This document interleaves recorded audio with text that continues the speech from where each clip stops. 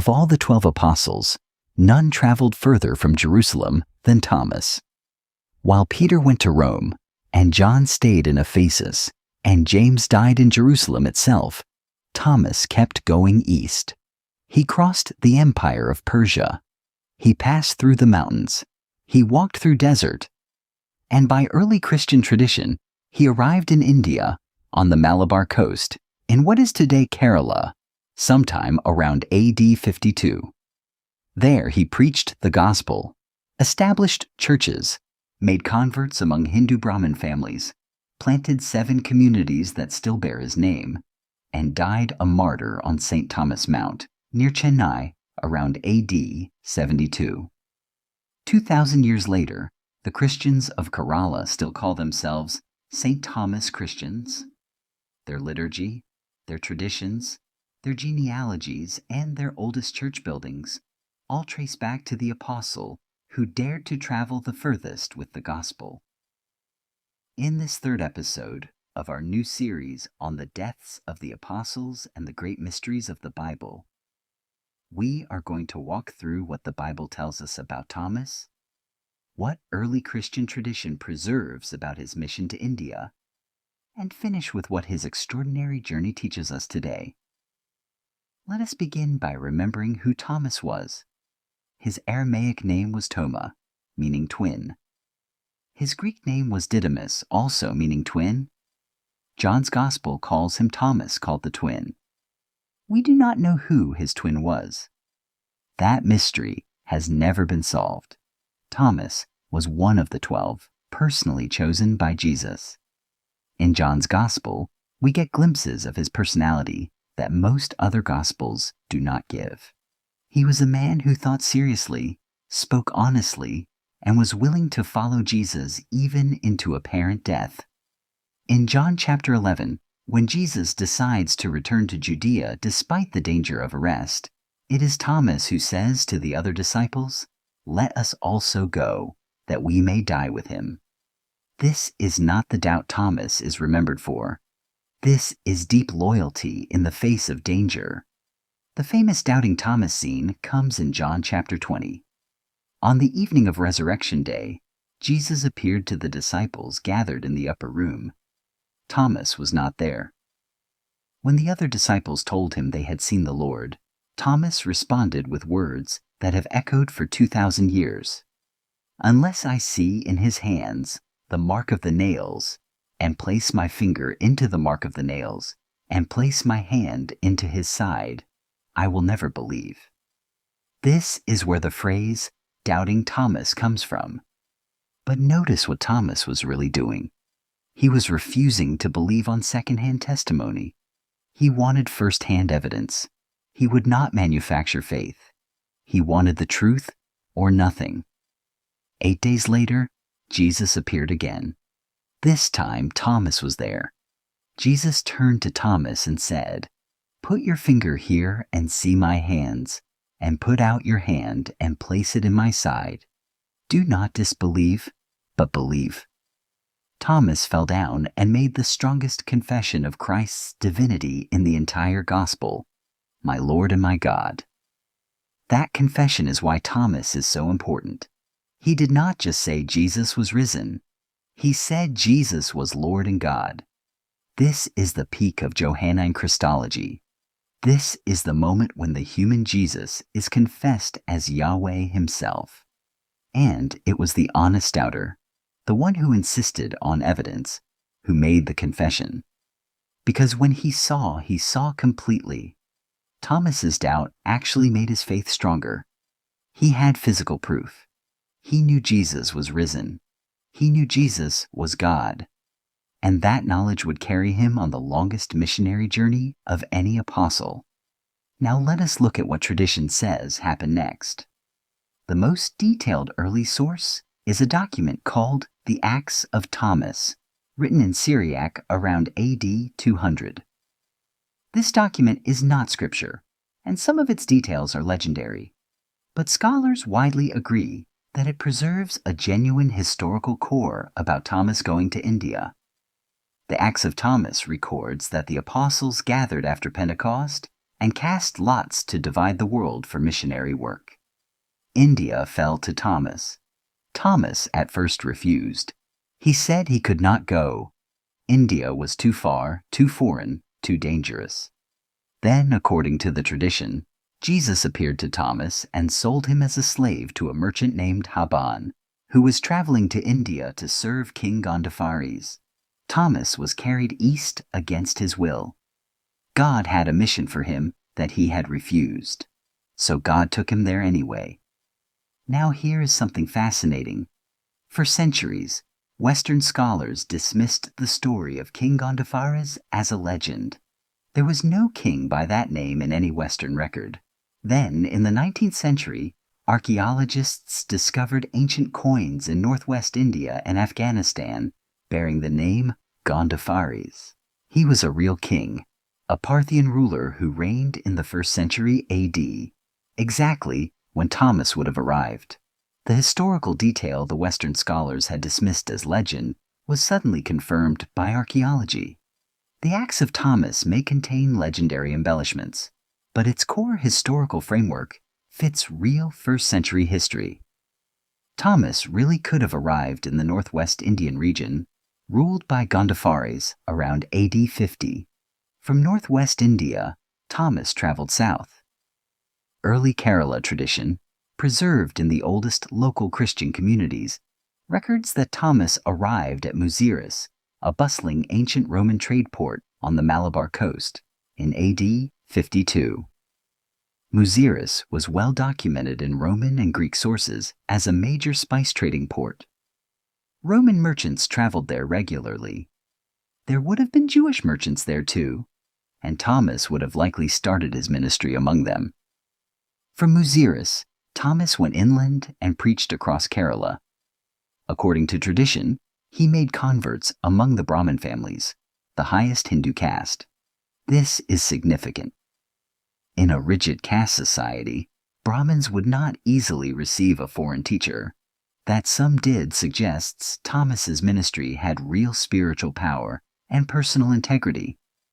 Kerala tradition says Thomas established 7.5 churches. The 7 full churches are at Kodungalur, Palayur, Kokamangalam, Kotakavu, Kollam, Niranam, and Nilakal. The half-church is at Thiruvatham, which was built later or was smaller. All 7 of the full sites still have functioning Christian communities today. Some of the buildings have been continuously used as churches for nearly 2,000 years, though rebuilt many times. This is one of the oldest continuous Christian traditions anywhere in the world, older than any Christian community outside the Eastern Mediterranean. Older than the church in Rome by centuries as a Gentile community. Thomas planted seed that has never stopped growing. Now let us come to Thomas's death. According to tradition, Thomas moved from Kerala to the eastern coast of India, to what is today the city of Chennai in Tamil Nadu. There he continued to preach and make converts. His success eventually provoked the local Hindu religious authorities. Around AD 72, Thomas was preaching on a small hill outside Chennai, praying according to tradition when he was attacked by soldiers or priests sent by a local king. He was speared to death on the hill. That hill is called St. Thomas Mount to this day. His body was buried nearby at a site called Mylapore, which is now within the modern city of Chennai. In the 16th century, Portuguese Christians who arrived in India built a great cathedral over his tomb. St. Thomas Basilica in Mylapore stands there today. It is one of only 3 churches in the world built directly over the tomb of an apostle, alongside St. Peter's in Rome and Santiago de Compostela. The St. Thomas Christians of Kerala today number about 6 million people. They are recognized as one of the most ancient Christian communities in the world. Their liturgy is in Syriac, the language of the ancient Aramaic-speaking Christians. Their traditions preserve details about Thomas that no Western church knew about for centuries. In 1945, The Roman Catholic Church officially recognized the St. Thomas tradition. And in 2006, the government of India declared St. Thomas Mount a protected heritage site. Thomas has been dead for 1900 years. His converts have never stopped multiplying. Now let us zoom out.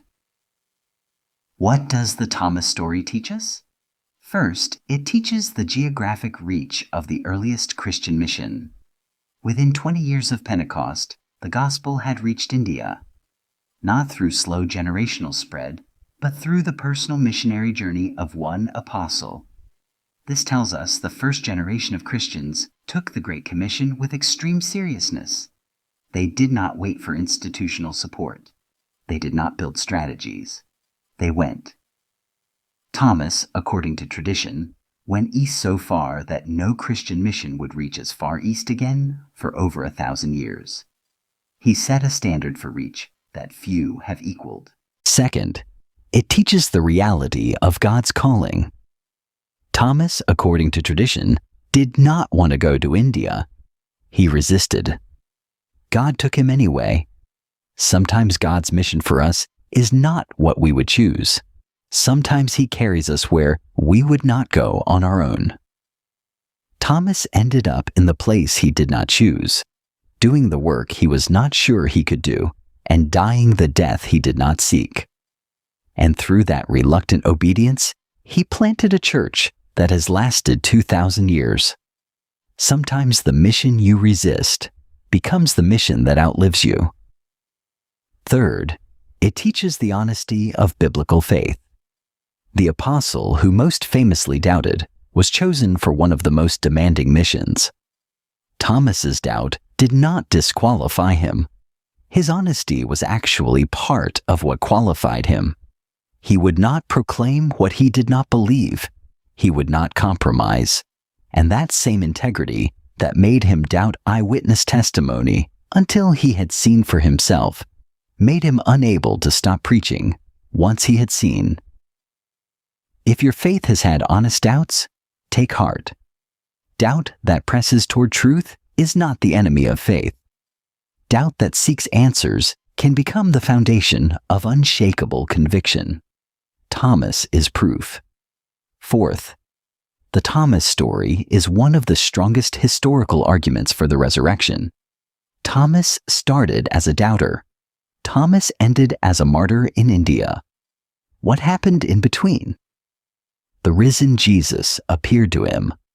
Nothing else can explain the transformation. A skeptic does not turn into a missionary who travels thousands of miles to die for a story he made up. He turns into a missionary who dies for a truth he cannot deny. Thomas's journey to India and his death on St. Thomas Mount are silent witnesses to the fact that on one evening in Jerusalem, the risen Jesus stood in front of him and let him touch the wounds. Thomas said, "My Lord and my God," and he never stopped saying it, all the way to a hill in Tamil Nadu. Now let me apply this to us today. First, God's mission is bigger than your comfort. Thomas did not want to go to India. He went anyway. What is God asking of you that you have been resisting? Sometimes the very thing you fear is the mission that will define your life.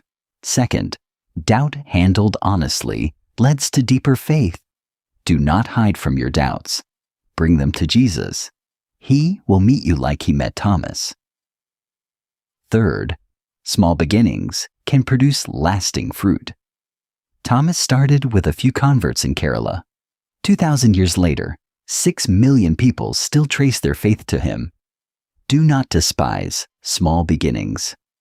Fourth, the whole earth is Christ's field. Thomas showed that no place is too far for the gospel. Every corner of the globe was on Jesus' heart when he said, "Go and make disciples of all nations." Some are called to go geographically. All are called to go somewhere with the message. So let me leave you with 4 takeaways. First, Thomas was the honest doubter who became the boldest missionary. His demand for evidence produced the strongest confession of Christ's divinity. "My Lord and my God," and prepared him for the longest missionary journey of any apostle. Second, tradition consistently records that Thomas went to India, arriving in Kerala around AD 52, establishing 7 churches, and dying a martyr near Chennai around AD 72. Modern archaeology has confirmed the historical realism of the earliest sources. Third, 6 million St. Thomas Christians in India today trace their faith directly to him. His churches have never stopped functioning for nearly 2,000 years. Fourth, Thomas's story teaches us about resistant obedience, honest doubt, small beginnings that outlast us, and the geographic reach God envisions for the gospel. In the next episode, we will look at how Judas Iscariot actually died and reconcile the 2 seemingly contradictory accounts in Matthew and Acts. Until then, honor Thomas's memory.